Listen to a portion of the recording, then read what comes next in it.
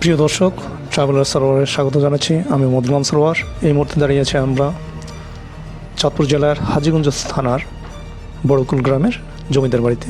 খুব শীঘ্রই আপনাদেরকে আমরা জমিদার বাড়িটি দেখাবো। এর ভিতরের অংশটা কীরকম আপনারা অবশ্যই দেখতে পাবেন, সঙ্গে থাকুন। প্রিয় দর্শক, জমিদার বাড়িতে প্রবেশের হাতের বাম পাশেই আপনারা দেখতে পাচ্ছেন যে বিল্ডিং, এটা জমিদার বাড়ির একটা অংশ। তবে এই বিল্ডিংয়ের বর্তমান মালিক হচ্ছেন মুসলমান। কথা বলে জানতে পারলাম যে তারা এই জমিদার বাড়ির যিনি মালিক ছিলেন তার কাছ থেকে কিনে নিয়ে বর্তমানে সেখানে বসবাস করছেন, আর প্রকৃত মালিকরা বর্তমানে ঢাকায় অবস্থান করছে।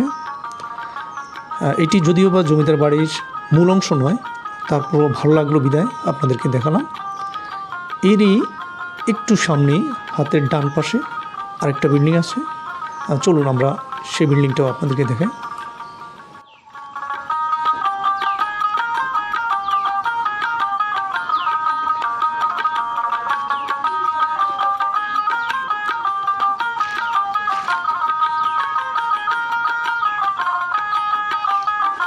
প্রিয় দর্শক, এটি হচ্ছে জমিদার বাড়ির বাইরে একটি বাড়ি। এই বাড়ির স্ট্রাকচার দেখে মনে হচ্ছে যে এরাও জমিদার থেকে কোনো অংশে কম ছিল না, তবে অবশ্যই জমিদার ছিল না, আর অর্থ বৈভবে অবশ্যই জমিদারের চাইতে কম ছিলেন না, এবং যথেষ্ট প্রভাবশালী ছিলেন বলে মনে হচ্ছে।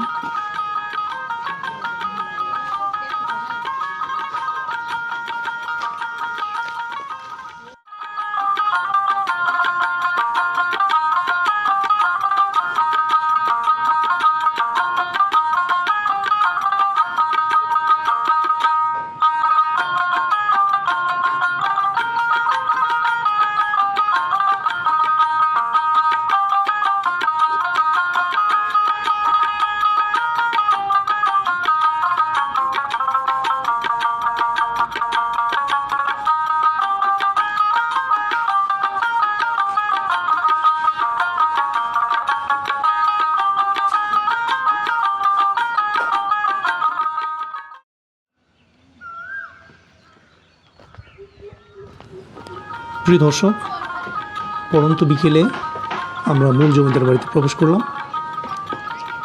সূর্য পশ্চিম দিকে থাকায় এবং প্রবেশমুখ পূর্ব দিক থেকে পশ্চিমে থাকায় ভিডিওটি ভালো আসছে না।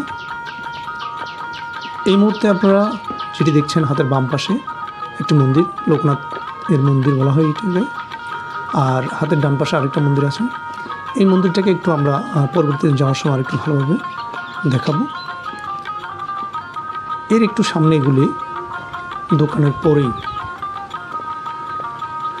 একটা মন্দির, সেটা দুর্গা মন্দির। দুর্গা মন্দির পেরুলে মূল বাড়িটা। সামনে একজন লোক দেখা যাচ্ছে, আমরা লোকটির সাথে কথা বলবো।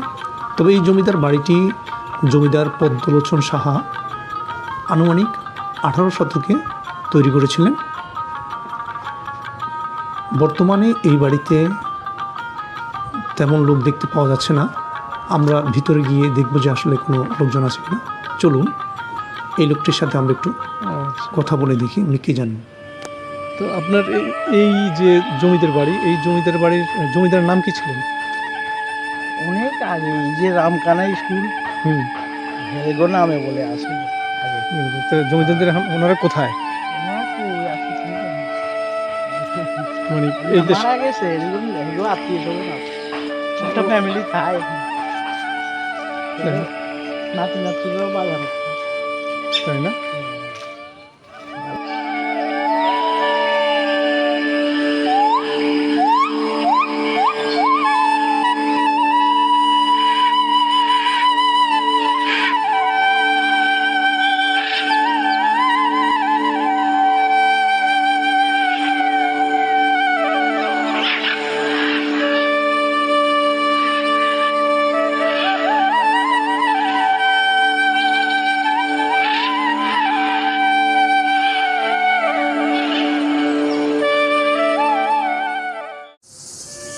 বিল্ডিংটা অনেকটা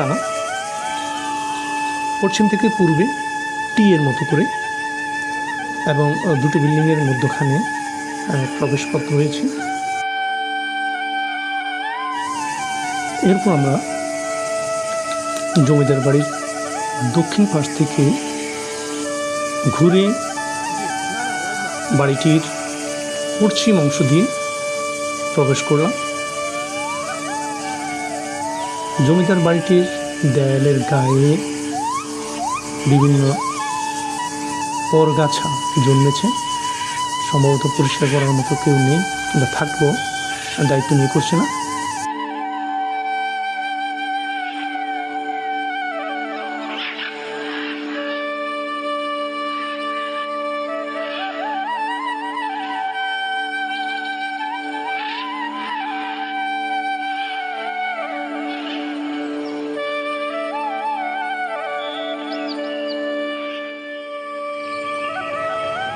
এলাকার লোক থেকে জানা যায় যে জমিদার এতই মাতৃভক্ত ছিলেন যে মায়ের পায়ে কাদামাটি লাগবে এই জন্য পুকুরের তলদেশ সহকারে পাকা করে দিয়েছেন, যা সত্যি মা ভক্তির এক অনন্য নিদর্শন।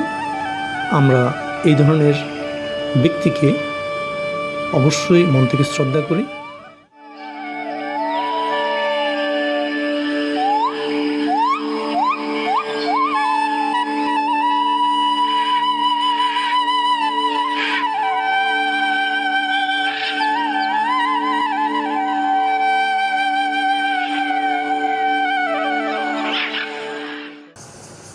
এছাড়া আপনারা দেখছিলেন যে জমিদার বাড়ির অনেকগুলো দরজাই নষ্ট হয়ে গেছে, সেখানে টিন লাগানো হয়েছে।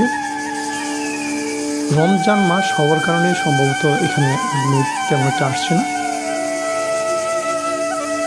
যদিও আমরা সামনে কয়েকজন কিশোরীকে জমিদার বাড়িটি ঘুরে ফিরে দেখতে দেখলাম।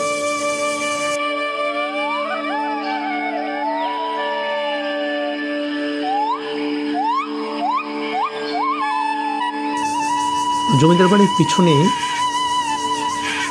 গাছগাছালিতে ভরপুর।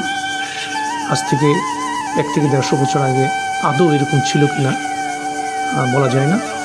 আমরা জমিদার বাড়ির পিছনের অংশে, মানে রান্নাঘরের যে অংশ, ওই অংশের দিকে প্রবেশ করলাম।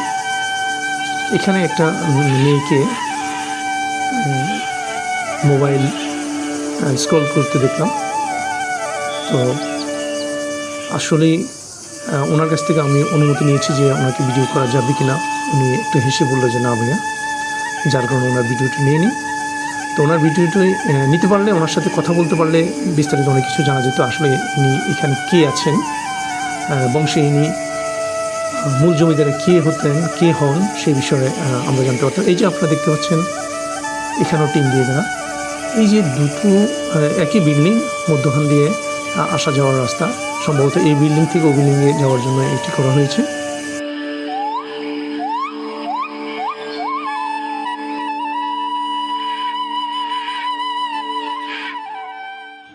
প্রিয় দর্শক, বিদায় নিচ্ছি।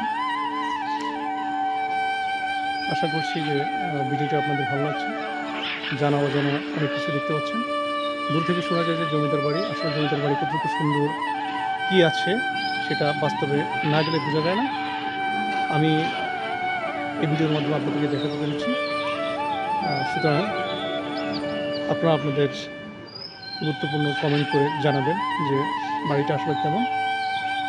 তো এখন বিদায়ের পালা। বিদায় নিচ্ছি ট্রাভেলার সার্ভার থেকে আমি মোহাম্মদ গুলাম সারওয়ার সিজন।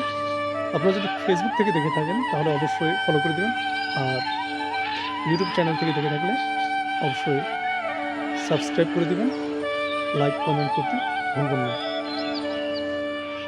ধন্যবাদ সবাইকে।